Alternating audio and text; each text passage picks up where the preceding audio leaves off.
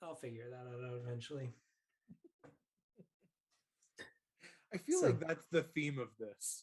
I'll figure that out Yeah, eventually. yeah. This is all gonna play out someday. It'll all make sense, like poetry. And rhyme or free doesn't matter to me. It's my bad poetry. Oh, you are so broken. Yeah, I have no clue how we're going to edit into this, but good day and welcome to My Bad Poetry, a podcast where we take a deep dive into my dabbling with poetry, primarily between 2004 to 2008, the time when I was in high school. Each week we hear a selection read aloud for what may be the first time. And we will examine these poems for their historical, philosophical, and literary qualities, always asking, why in the world did I write this? I am continuing to drag my dear friend Dave with me on this journey into my private journal. Dave, thanks for sticking around. Yeah, I think I got like 5 minutes before I just peace out. Yeah, I understand at this point. You've heard 3 of my poems, and we are still doing this. I know that this is an audio medium, but I feel like it must be stated that every time you say your poems, I do air quotes. I do them for you, Aaron. Yeah, I also can like see the eye roll. Yeah. Yeah, the audience they miss your sarcastic stares. I should narrate my eye rolls. Yes. Okay. So anytime a dramatic eye roll happens, just say it into the mic. You know, that's how you translate into audio format, right? Yeah. You just go, Dave is currently rolling his eyes. Now Aaron is currently rolling his eyes at Dave rolling his eyes and saying it into the mic. Yeah, this could be a vicious loop. Yeah. Like one of your eye rolls. I rolled there. Yeah.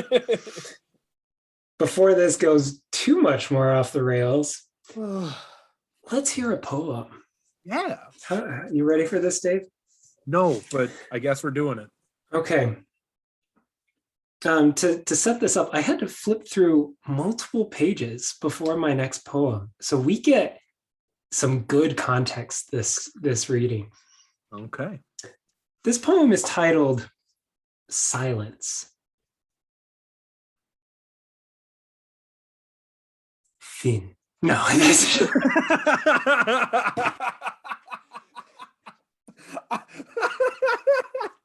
I did not know you could get more pretentious.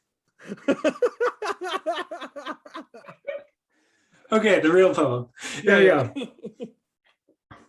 Silence is when no sound breaks the air, when the ear does not hear, but can still listen.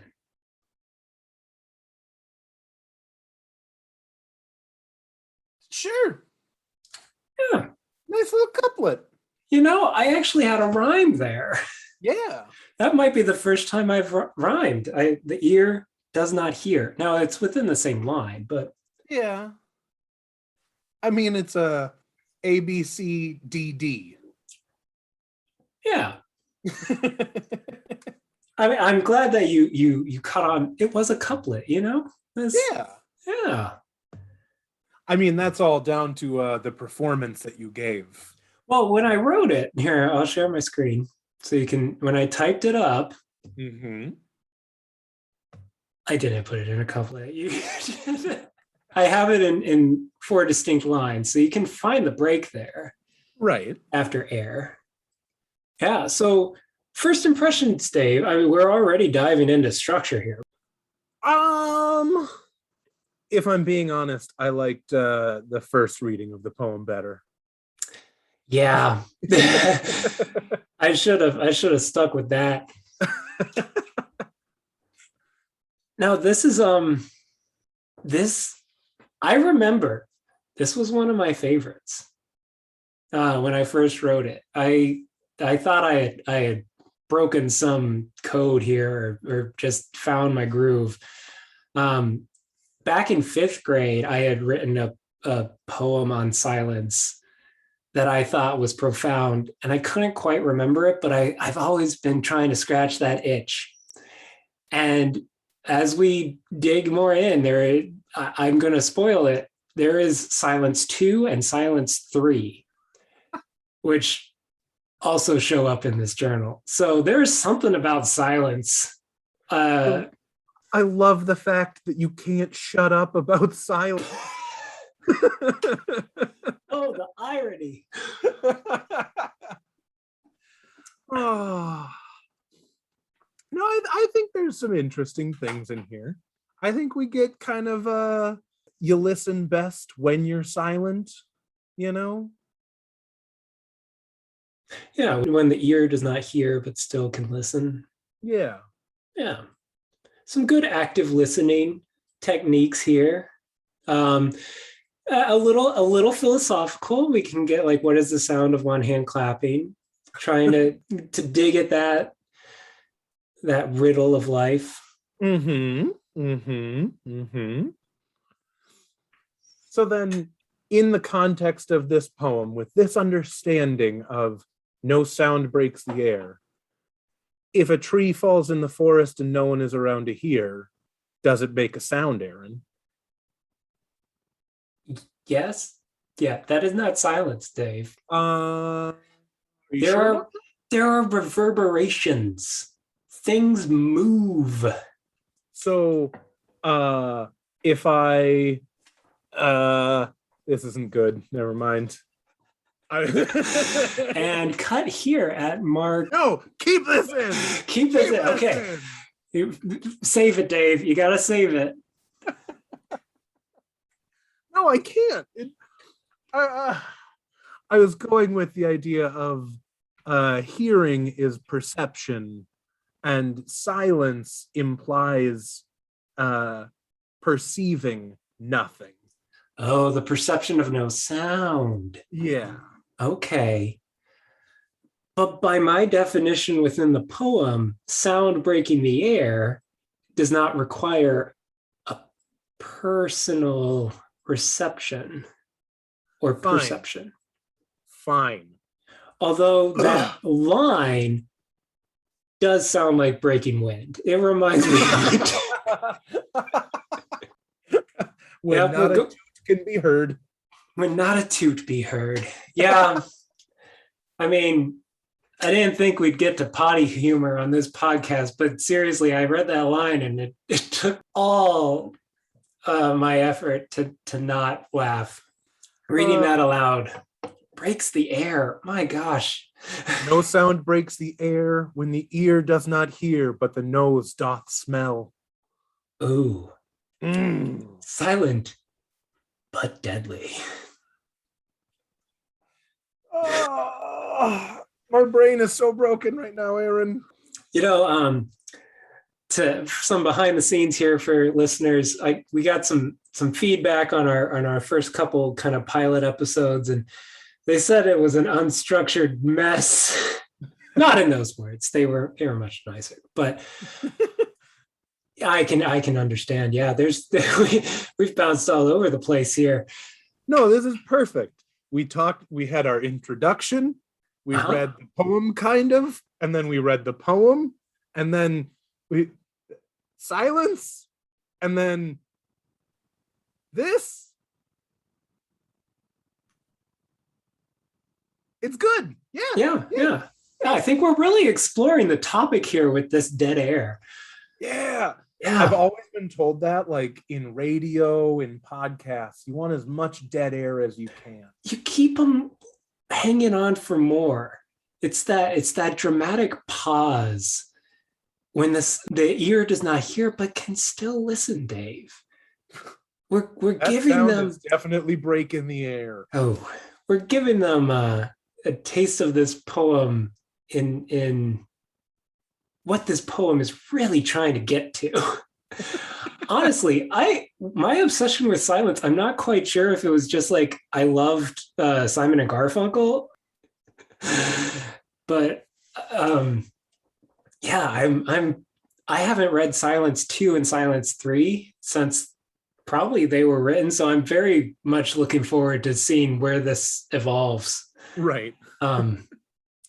Because yeah, but speaking of silence, let's dive into our wolf journal and see the context in which this was written. Because we had our first triptych day. We had our three poems.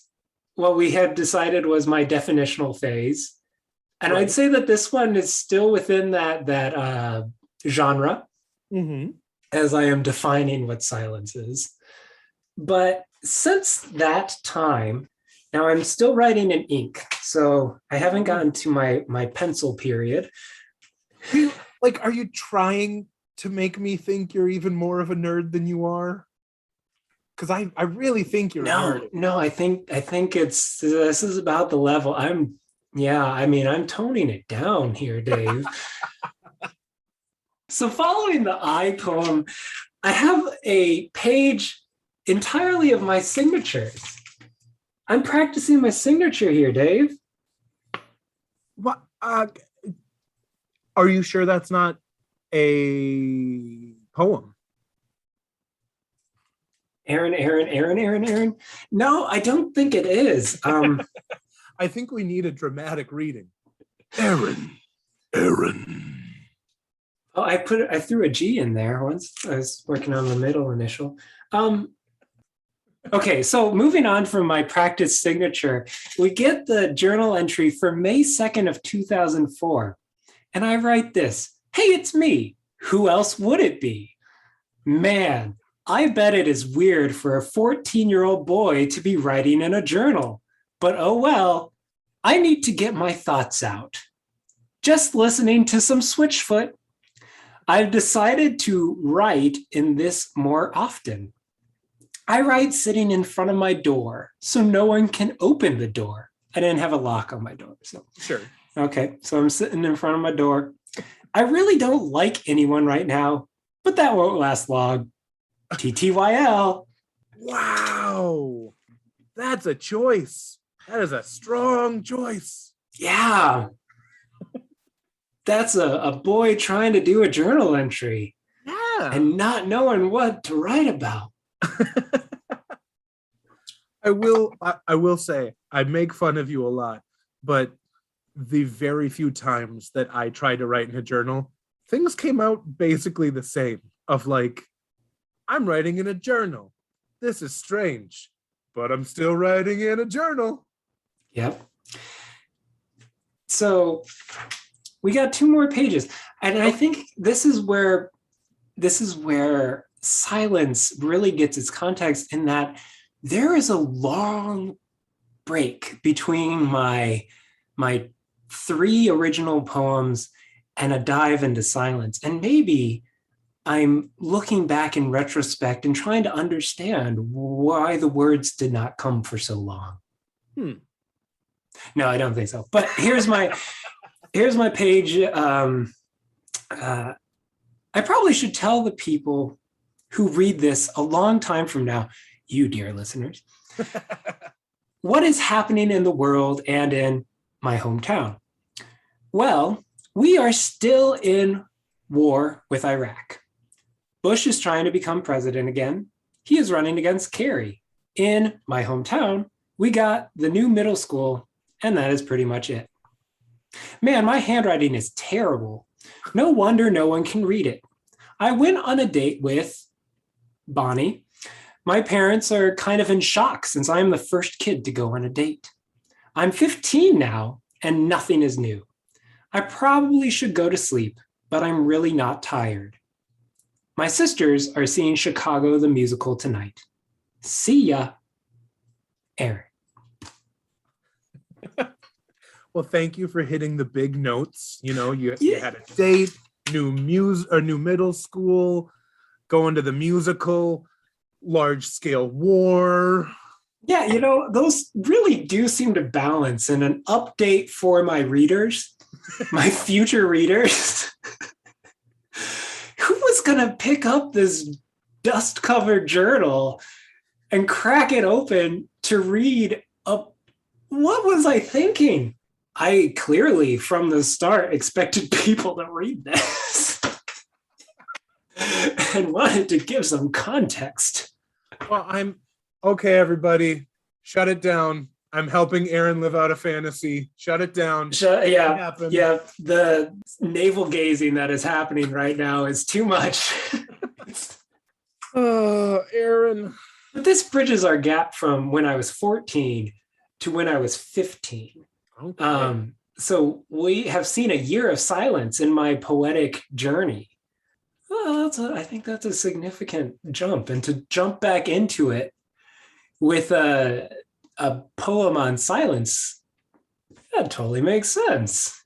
Right. I'm listening for new inspiration.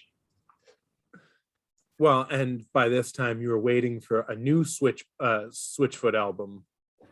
Yeah. Because last time you were listening to Switchfoot, so now you're dwelling in the silence of Switchfoot albums. Yeah. I'm wondering which one that would have been. I mean, it had to be like Dare You to Move. Oh, sure.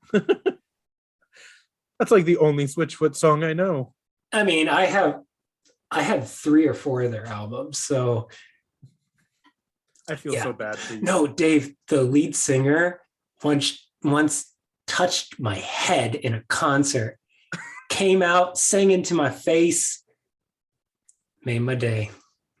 haven't cut my hair. No, that's not true. No. I'm looking at a buzz cut. So what? Yeah, I just willed it not to grow. Oh. You can't do that? Yeah. Nuh-uh. Oh, okay. Oh, you're weird. Yeah, that's about all I have for this poem. A lot of context. I don't know, Dave. This seems like I think I'm hitting my stride. Yeah, I agree. That's what that laugh meant.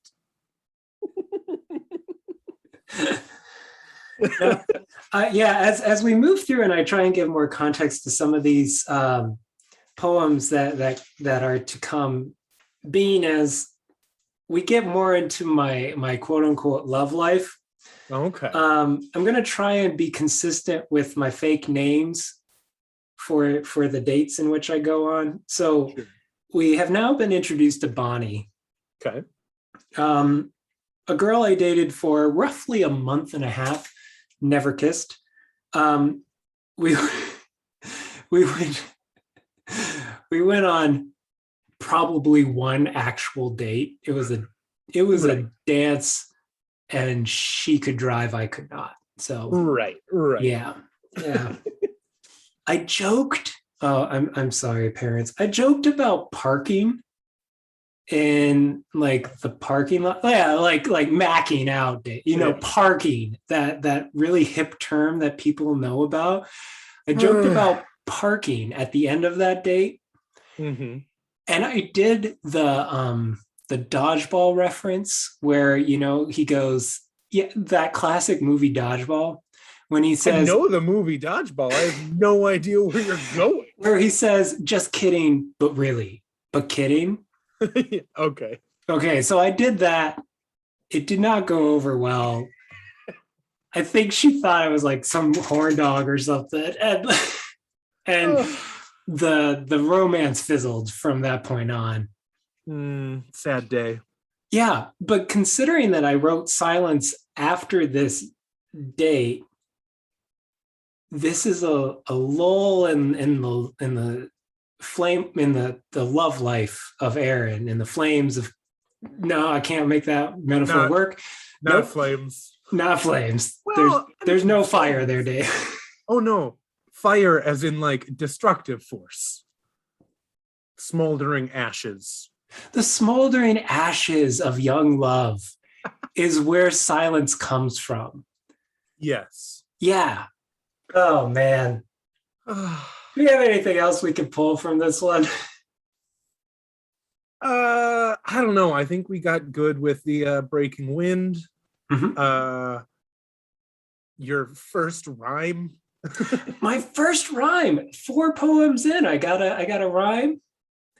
I honestly don't know if we'll see another one, but clearly free verse was a style I liked. I experimented with a couplet here, people. That's exciting. Yeah. Yeah. Maybe next time we'll get a limerick. Okay, we got to wrap this up with our perpetual question: good or garbage, Dave? Good or garbage? This one, I'm not. I swear, I'm not trying to hurt your feelings. Uh, but that's a lie. I am trying to hurt your feelings. It's So, mutual. so I recently this week was bringing my trash can back in from the curb, and I looked inside because it was lighter, but there was definitely still something in there. So I feel like this is the garbage that clung to the bottom of the can. It's holding on for another week, and it will probably be gone soon, but it's holding on. So it's garbage, but it's there. It has some lasting power. Yeah. Yeah. Yeah. Oh, again, you just cut me quick with these words, Dave. Oh, if it helps, this isn't like smelly sticking stuff. It's more like something that's lodged weirdly in the bottom. Kind of like an earworm that's stuck in the back of your brain. Yeah. But the garbage equivalent of an earworm. You paint a picture, Dave. A thoroughly disgusting and horribly mean picture. Oh man. Okay. Well, we've put you through enough, dear listeners. I'm gonna wrap this up as we've been wrapping up all of these podcasts with real words from real poets. This poem is titled Silence by Sarah Teasdale, a selection. We are ahungered with after solitude, deep stillness, pure of any speech or sound, soft quiet hovering over pools profound, the silence that on the desert brood.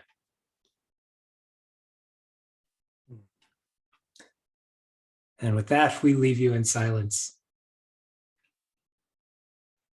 Bye. Bye. See ya. I'm afraid not.